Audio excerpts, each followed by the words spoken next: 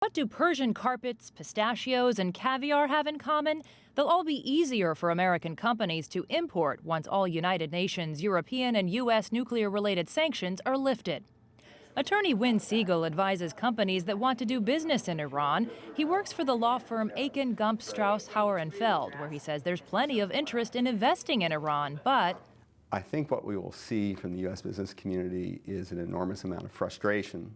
Frustrated because even after the UN certifies that Iran has met its obligations under the nuclear deal, he says U.S. companies will only be able to get licenses to do business in agriculture, medicine and medical equipment, energy, technology, and aviation. The U.S. government won't drop its sanctions prohibiting individual Americans from doing business with Iran. There are pockets of commercial opportunity.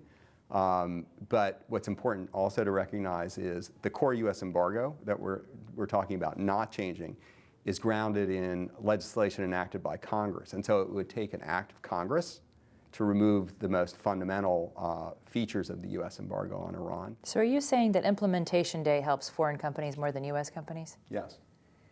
That is frustrating, I would think, for the U.S. business community. Yes. With around 78 million people and more than 1.5 billion barrels of oil reserves, Iran is no market to ignore.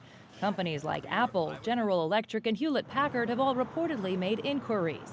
An American aircraft maker, Boeing, stands to benefit as flag carrier Iran Air tries to keep its fleet of Boeing jets airborne.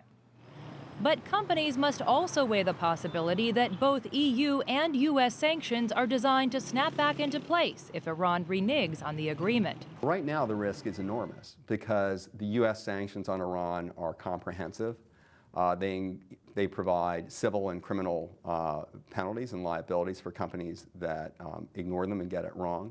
Siegel says the financial services sector is already very skittish about lending to companies doing business in Iran, but U.S. energy companies are likely to find Iran's oil reserves irresistible over the long term. Jessica Stone, CCTV, Washington.